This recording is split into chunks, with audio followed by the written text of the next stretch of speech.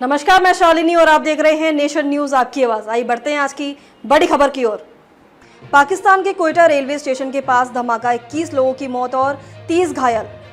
पाकिस्तान के उत्तर पश्चिमी बलूचिस्तान में धमाका होने की बात सामने आई है। कोयटा के रेलवे स्टेशन के पास हुए बम विस्फोट में 21 लोगों की मौत हो गई है और 30 अन्य घायल हो गए हैं।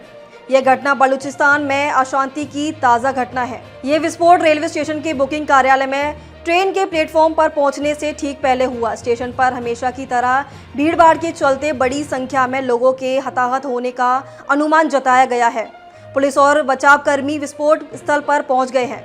कोयटा के सिविल अस्पताल में आपातकाल लागू कर दिया गया है और अतिरिक्त डॉक्टरों और सहायक कर्मचारियों को बुलाया गया है। रेलवे अधिकारियों के अनुसार जाफर एक्सप्रेस सुबह 9 बजे पेशावर के लिए रवाना होने वाली थी। अधिकारियों ने कहा है कि विस्फोट होने पर ट्रेन अभी तक प्लेटफॉर्म पर नहीं पहुंची। एक रिपोर्ट के अनुसार कई घायलों की हालत गंभीर होने के कारण विस्फोट में मारे जाने वालों की संख्या बढ़ सकती है। अब तक के लिए बस इतना ही। फिर होगी आपसे मुलाकात ऐसी ही खबरों के साथ। तब तक के लिए नमस्कार और देखते रहिए नेशन न्यूज आपकी आवाज। ऐसे ही लेटेस्ट अपडेट पाने के लिए हमारे चैनल को सब्सक्राइब करें और तुरंत नोटिफिकेशन पाने के लिए बेल आइकन प्रेस करना ना भूलें। यदि आप हमें फेसबुक या इंस्टाग्राम के माध्यम से देख रहे हैं तो पेज को फॉलो जरूर करें। धन्यवाद।